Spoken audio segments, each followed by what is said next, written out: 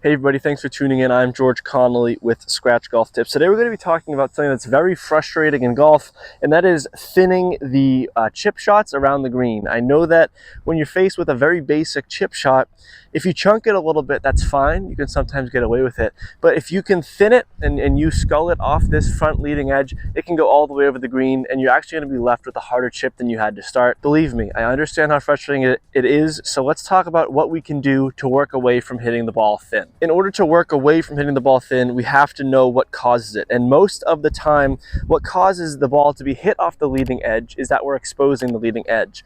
And the most frequent and the most common way that I see this happen in the golf swing is people who try and pick up the ball a little bit, and instead of hitting down on the ball, they let this trail shoulder come down and they kind of scoop up and they let the wrists go. Now, when this back shoulder is down and these wrists kind of scoop up at the ball, look at where this club face is. It's pointed at the sky, but because my trail shoulder is down and my weight is back, the club is already bottomed out before the ball. So when this trail shoulder is down and the wrists flip to kind of scoop this ball, you think you're getting it in the air, but because the club already bottoms out, you're just going to top it or thin it because that leading edge is so exposed. So let's talk about a swing feel that we can do to work away from this. Because this trail shoulder down causes the issue, let's focus on getting this front shoulder really, really down. And with that, we also want to work on a lot of weight on this front foot.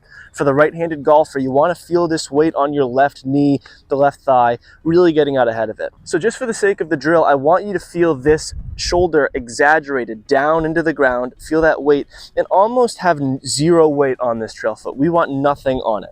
If you have to choke up on the club a little bit, that's fine. I'm going to kick this back foot out way behind in my stance just because it's a non-factor in what we're looking to do. Now that you're in this really exaggerated position, you kind of have no choice but to hit down on the ball. There's no way to contort your body to scoop at the ball.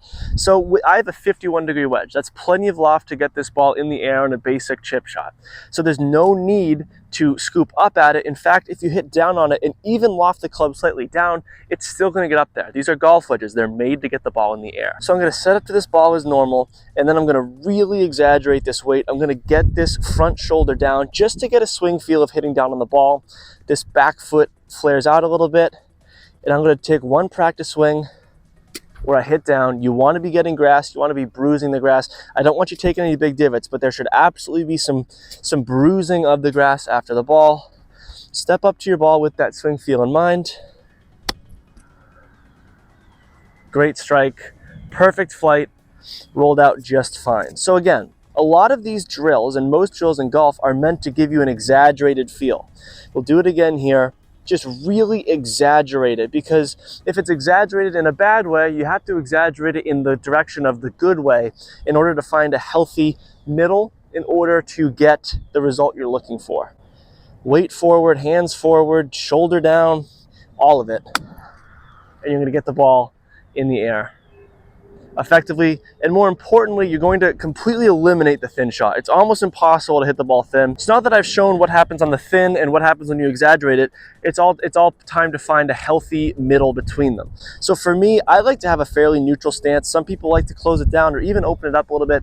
That's fine. Whatever you want to do for the stance, whatever's comfortable, fine by me. But just feel that weight forward, feel this shoulder also coming down just a little bit. You don't want to exaggerate it as we did.